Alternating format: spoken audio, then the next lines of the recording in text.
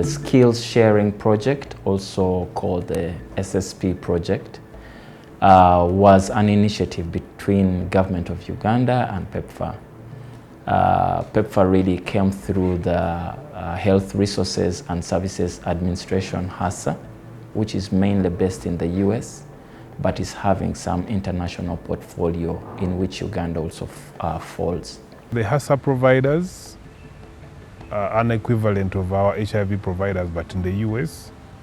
And then they were pairing or partnering with the Ugandan clinical providers.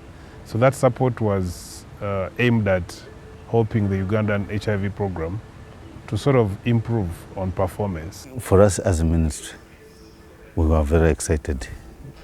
We thought that this is one of the things which is going to help us improve our indicators, performance indicators, especially improving in areas where we had gaps in the program performance, geared towards achieving our goal of 90-90-90 unit strategies. It brought a number of clients on board. All those who were missing viral load, they were brought on board to see that they have their viral load done. And additionally was a component of suppression. So we realized that through the different discussions, peer-to-peer learning happened. So a number of interventions were being discussed. We had PMTCT, we had psychosocial support, we had HIV care in adolescent, child, and adults, and data management. What SSP introduced me to that was very significant, and I would wish everybody to be part of, is the aspect of online learning, but also peer learning, being able to provide an opportunity to learn from anybody, to learn from anywhere, and to learn at any time. When this program started, COVID hit, and that sent most of the world that we know of into a disarray. It meant that those people could no longer come for the exchange visits. So they had to devise a means of staying in contact. There was a very systematic way of organizing these virtual learning sessions, the way they were conducted. So that skill at national level is desired. We could easily discuss with other teams from the whole of Uganda and even outside Uganda.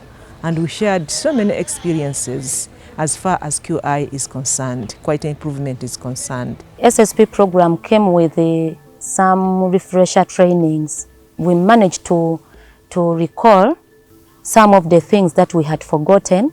We find ourselves interacting with global experts. It helped, and at the end of the day, for us, we are realizing that it is even cutting down our expenses.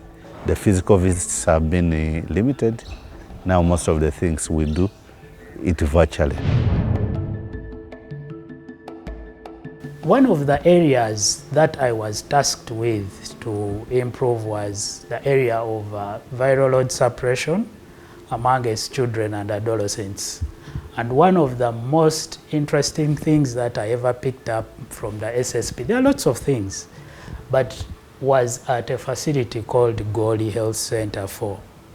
Now, this is a facility which is on a border area with Congo. And the viral load suppression at this facility among children and adolescents was really, really low.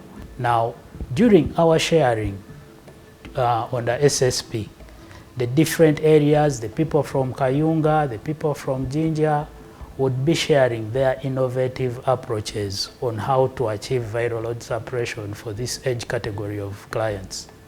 And of course, this team at Goli was also driven to act on their viral load suppression rates among the children.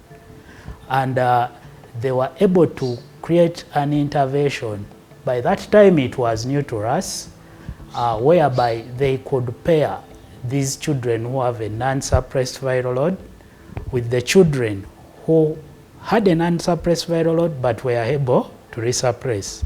Now, they went ahead and also paired the caregivers And after a period of 1 year, the suppression rate among children and adolescents at Goli had actually climbed up to somewhere like 70%. From a figure of around, it used to be around 50%, and that 70% at that time was way higher than the regional suppression rate amongst the children and adolescents. But as we talk right now, we are at 96% of those who are tested for the hospital, which is quite good. That's one of the impact SSP has created in us. Actually, we achieved more than we had intended to achieve. We rolled over into addressing the issues of retention, because we realized that clients who are not suppressing were also being challenged in terms of interruption on treatment. They were not retained on treatment because of the various community and work-related dynamics. A number of facilities have borrowed a leaf from Jinja Regional Referral Hospital, and especially in the skills empowerment program for the young people and adolescents. It is always used to have some external eye, external people to come in and help you mentor and advise you. I wish to pass the gratitude to PEPFAR really for the engagement with government of Uganda to bring this project. And therein I want to recognize HASA, CDC, USAID and DOD. Those are the funding agencies.